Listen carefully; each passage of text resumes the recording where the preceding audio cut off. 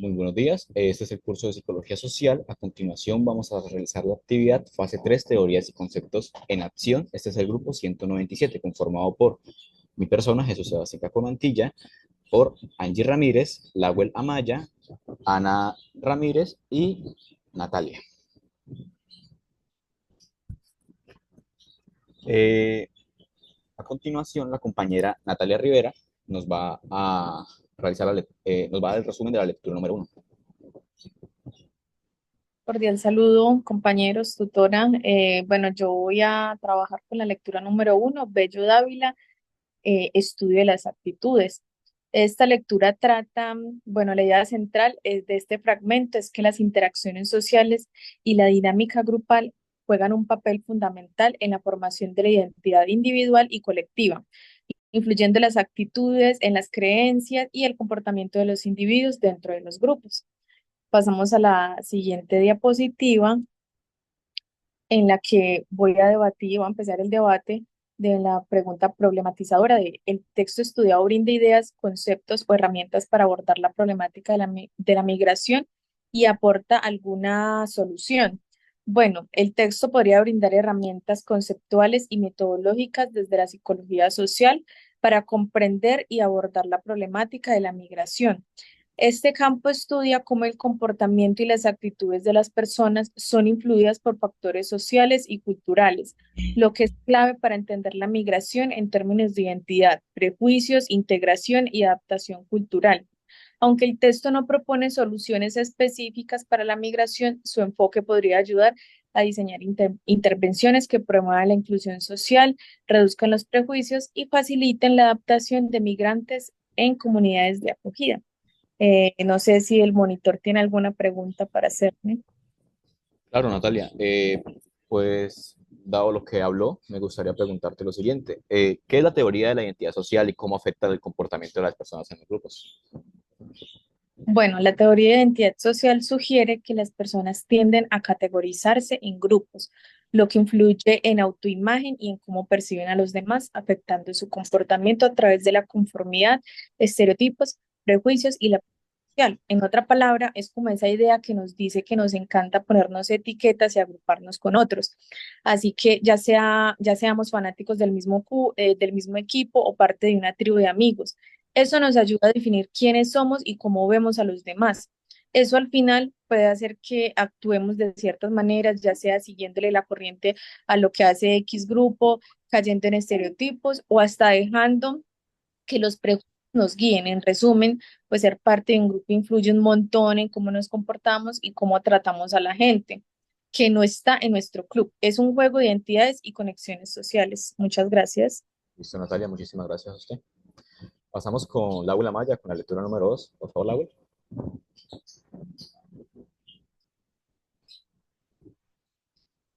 Bueno, muy buenos días para todos.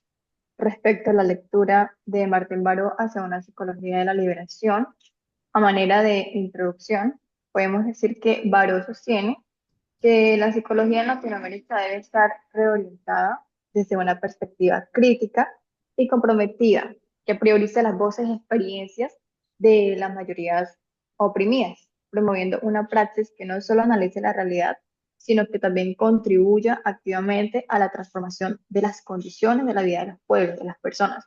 Un esfuerzo por alcanzar la liberación y la justicia social.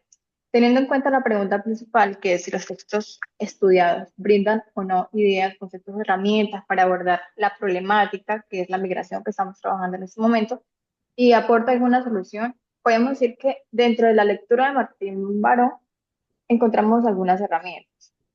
Por ejemplo, perspectiva desde abajo. Martín enfatiza en entender los procesos psicosociales desde la perspectiva de los oprimidos y las personas afectadas. Esto puede ser una herramienta indispensable para abordar la migración, ya que permite comprender las razones detrás de la migración forzada, como la pobreza, la violencia, la falta de oportunidades en sus países de origen. Tenemos la concientización también. Entonces, Barón menciona la necesidad de concientización como respuesta a la falta de voz de los pueblos. En el contexto de la migración, esto puede implicar empoderar las comunidades migrantes para que comprendan y articulen sus propias historias y luchas, lo que podría ayudar a visibilizar sus necesidades y derechos. No hablamos solamente de concientización propia o introspección, sino de forma general, una reflexión, análisis tanto interna como externa, desde lo que observamos la situación. Tenemos también la transformación social, que es donde Baró menciona que hay que sostener la investigación, ¿sí? La preocupación del científico social debe ser transformar el mundo, no solo explicarlo. Entonces, esto sugiere que los psicólogos y otros profesionales deben trabajar en soluciones que aborden las causas estructurales de la migración, como la desigualdad y la injusticia social, en lugar de solo tratar los síntomas. Entonces, esto significa que hay que empoderar a las comunidades para que se conviertan en agentes de su propio cambio, colaborando con otras disciplinas y promoviendo políticas públicas que generen soluciones duraderas. También hablábamos de potenciar las virtudes de los pueblos, entonces sería trabajar en las fortalezas de las comunidades, lo que puede incluir la resiliencia, la solidaridad de los migrantes. Esto puede ser clave para desarrollar programas de apoyo que ayuden a los migrantes a adaptarse y prosperar en sus nuevos entornos. Siguiente página. Con respecto a la percepción frente a los testimonios y su relación con la lectura, los testimonios muestran algunas de las ideas de Baró en Hacia una psicología de la liberación, ya que a través de ellos vemos cómo la migración forzada y las condiciones de vulnerabilidad crean barreras de opresión económica y social que afectan pues, profundamente a las personas. A través de sus relatos vemos cómo enfrentan la marginalización y la discriminación, pero también cómo buscan liberarse mediante la lucha diaria por ya sea empleo, integración, mejores condiciones de vida, apoyándose en la solidaridad de los demás y la concientización. Al igual que los pone Baró, estos testimonios nos enseñan el proceso de transformación personal, además de que es necesario superar las estructuras opresivas y alcanzar una vida más digna. Listo, Lauer. Eh, para concluir tu parte, me gustaría preguntarte algo. ¿Cómo pueden los psicólogos y otros profesionales de la salud mental trabajar de manera efectiva con las comunidades migrantes, evitando la imposición de sus propios esquemas y conocimientos? Bueno, aquí hay un punto clave y a mi manera de pensar en la escucha activa y la empatía desde el rol del psicólogo. O sea, yo pienso que los psicólogos y los profesionales que trabajan con la salud mental pueden evitar esta imposición de sus creencias, es decir, que esto afecte su trabajo, principalmente escuchando y entendiendo sus historias y necesidades. Entonces, es importante respetar la cultura y creencia de las personas que llegan al país, adaptando sus enfoques para que sean relevantes para ellos, más significativos. Involucrar a la comunidad migrante en el proceso, capacitarlos como líderes, ayuda a crear soluciones que realmente les sirvan y aporten de manera significativa a su vida.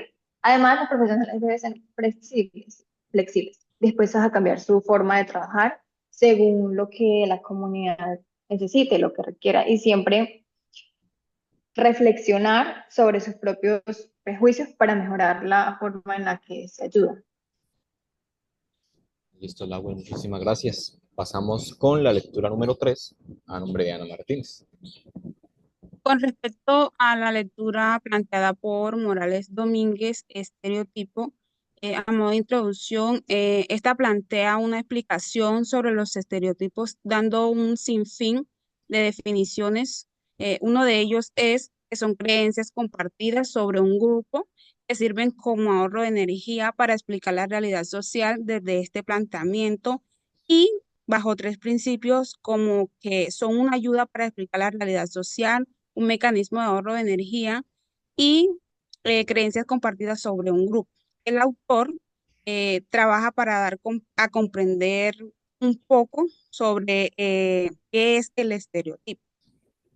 Con respecto a la respuesta a la pregunta orientadora, la lectura busca que se comprenda que los estereotipos pueden ser erróneos o normales e individuales o consensuados. Esto quiere decir que cada persona elige si estereotipa o no a un inmigrante solo por el hecho de tener un tipo de nacionalidad, costumbre o dialecto diferente. Aunque no posee conceptos similares, los estereotipos, prejuicios y discriminación tienen en común que todos son juicios que perjudican física o mentalmente.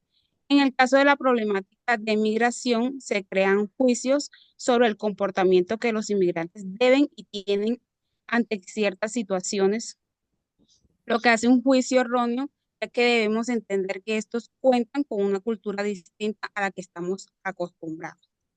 Eh, Mediante la teoría de la personalidad, se cree que los estereotipos suponen que los grupos minoritarios serán objeto de agresión debido a la frustración, la cual puede producir agresión física o verbal dirigidas a aquellas personas fuente de dicha frustración.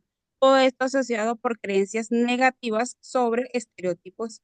Y viendo esto desde la problemática de migración, estos podrían ser objeto de agresión solo por el hecho de estar asociados a creencias sobre estereotipos sin fundamentos. Listo, Ana. Me gustaría hacerte una pregunta. ¿Cómo los estereotipos influyen en la sociedad? Bueno, compañero, influyen desde la perspectiva sociocultural. Según la lectura Morales 2007, esta perspectiva considera que los estereotipos son compartidos por los miembros de una misma cultura, es decir, que siempre están en la sociedad. Además, los estereotipos sirven para destacar las diferencias entre los grupos y para mostrar la similitud que se puede tener dentro del mismo grupo. Incluso se cree que las personas que se relacionan entre ellas son mejores ya que poseen o cumplen con sus estereotipos y tienden a discriminar a los demás. Esto, en relación con la problemática planteada, la migración, es lo que está llevando a la sociedad en la que estamos a crear prejuicios sin fundamentos. Listo, perfecto, Ana. Muchísimas gracias. Pasamos con la lectura número 4 a cargo de mí. Entonces, en esta lectura podremos decir que en el capítulo 10 del libro de Psicología Social de Morales Domínguez se centra en cómo las personas perciben y se evalúan entre a otras personas y a sus acciones. Este proceso es fundamental en la interacción social y está influenciado por diversos factores cognitivos y contextuales. Eh, Se divide en subsegmentos, por así decirlo. En la formación de impresiones, Morales Domínguez explica que la formación de impresiones es un proceso mediante el cual las personas se integran información sobre los demás para formarse una imagen coherente sobre ellos mismos. Este proceso puede ser influenciado por efecto de primaria y efecto de residencia. Pasamos a la teoría de la atribución. El autor aborda la teoría de la atribución, que se refiere a cómo las personas explican las causas del comportamiento de los demás. Se distinguen dos tipos principales de atribuciones, lo que es la atribución internas y las atribuciones externas. Sesgos cognitivos. El capítulo discute varios sesgos cognitivos que afectan la percepción de las personas, como sesgos de correspondencia y sesgos de autoservicio. Estereotipos y prejuicios. Domínguez analiza cómo los estereotipos y prejuicios influyen en la percepción de las personas. Como bien lo estaba diciendo la compañera Ana, todo lo que ella mencionó tiene que ver en este ámbito. Ambos pueden llevar a la discriminación y a la perpetuación de desigualdades sociales, por así decirlo. Implicaciones prácticas. El capítulo concluye con una discusión sobre las implicaciones prácticas de la percepción social. Se destaca la importancia de ser consciente de nuestros propios sesgos y estereotipos para mejorar nuestras interacciones sociales y promover una mayor equidad. Hay tres niveles de análisis: nivel de análisis de sensibilidad, nivel analítico y nivel crítico. Para terminar, el capítulo ofrece una visión comprensiva y crítica de la percepción social, proporcionando herramientas para poder entender y mejorar nuestras interacciones sociales y así nuestra calidad de vida. No sé si alguna de mis compañeras me quiere hacer alguna pregunta.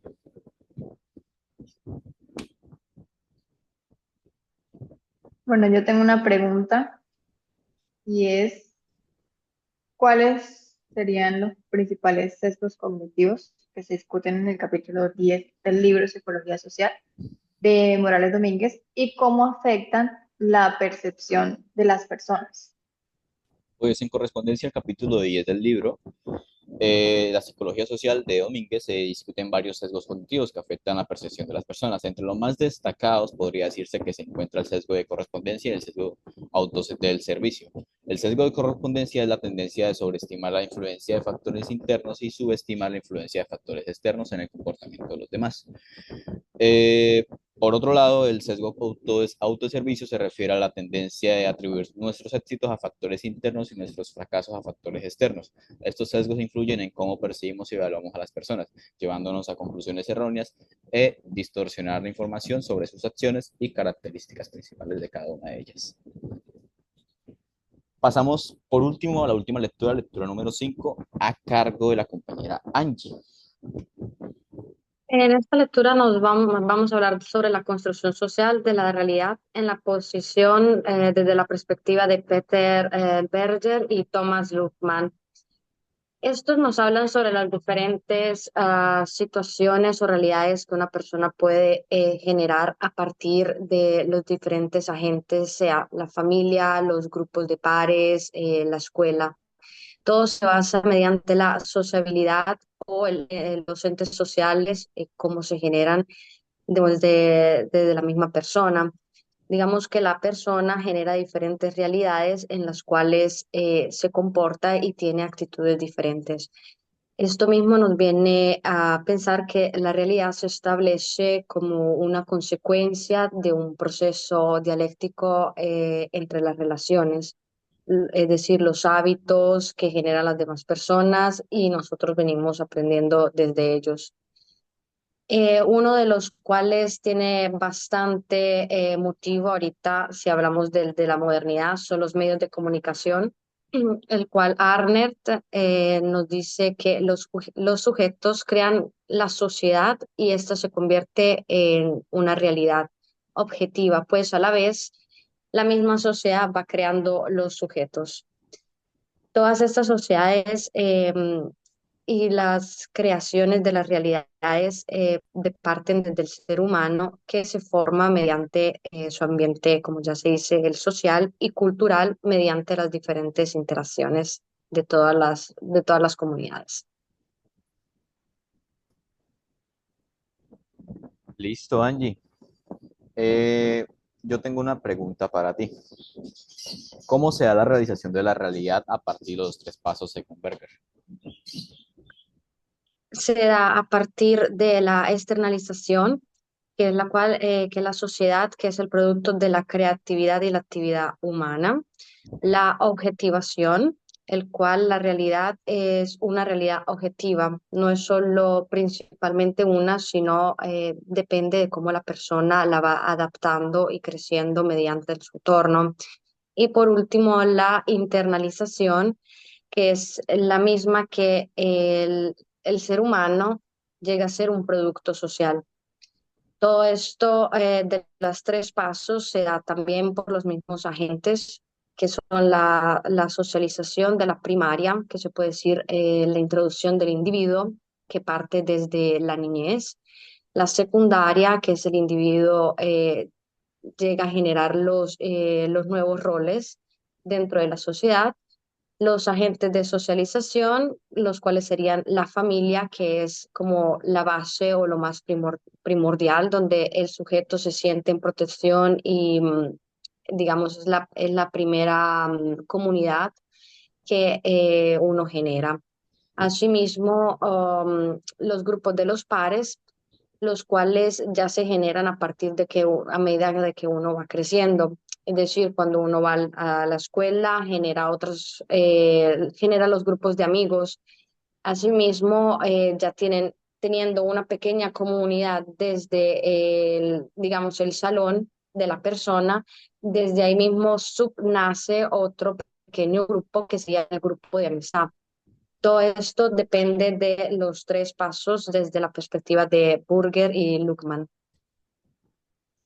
Listo, Angie, muchísimas gracias. Presentamos las referencias bibliográficas mediante las cuales se sacó la información para poder realizar esta presentación. Y solo quedaría decir que gracias a todas por la participación. Y ya concluiríamos con el encuentro. Muchísimas gracias a todas.